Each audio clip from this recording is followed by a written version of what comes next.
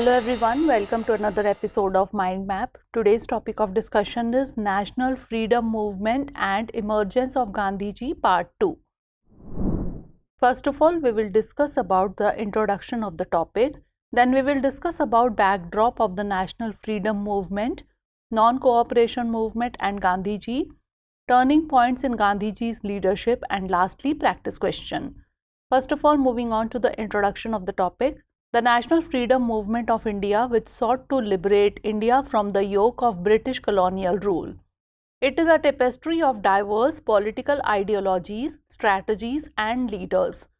Among them, Mohandas Karamchand Gandhi, fondly known as Mahatma Gandhi or Gandhiji, emerged as a transformative figure. His non-violent resistance to British rule not only changed the trajectory of India's struggle for independence, but also provided a new lexicon of protest that influenced civil rights movements globally. Now let's discuss about backdrop of the National Freedom Movement. To understand Gandhiji's emergence, it's important to recognize the backdrop against which he rose to prominence. The late 19th and early 20th centuries witnessed a surge in nationalistic sentiments in India. Organizations like the Indian National Congress and the All India Muslim League started as platforms for constitutional reforms but soon became torch bearers for India's freedom. Leaders such as Bal Gangadhar Tilak, Bipin Chandra Pal and Lala Lajpat Rai, collectively known as the Lal Bal Pal triumvirate, advocated for Purna Swaraj or complete self-rule. Now let's discuss about non-cooperation movement and Gandhiji. The non-cooperation movement was a nationwide movement launched on September 4, 1920 under the leadership of Mahatma Gandhi. It was lasting from September 1920 until February 1922. During this movement, Gandhiji realized that the British were only successful in maintaining control because the Indians were cooperative. If the residents of a country stop cooperating with the British, then the Britishers, who are in minority, would be forced to give up. By urging Indians to renounce British goods, titles and institutions, Gandhiji aimed to cripple the British administration.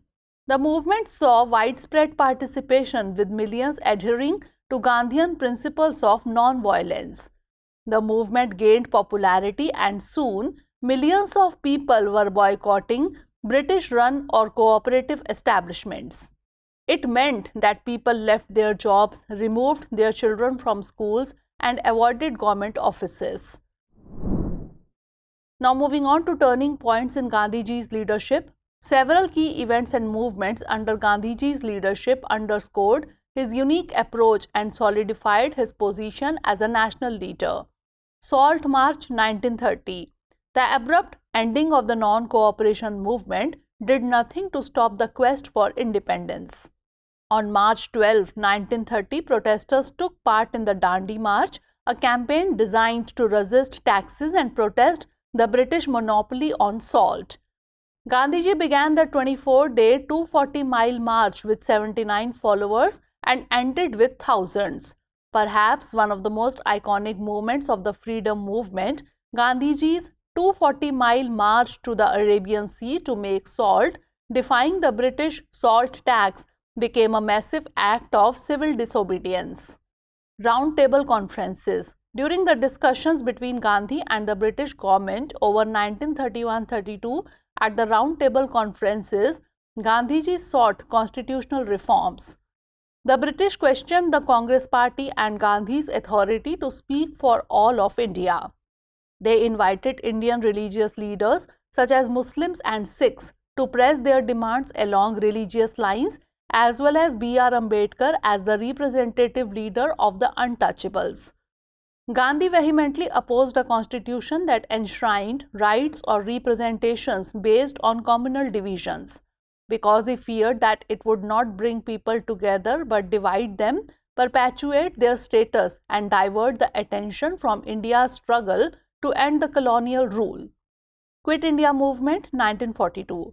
The Quit India movement began on August 8, 1942 during World War II.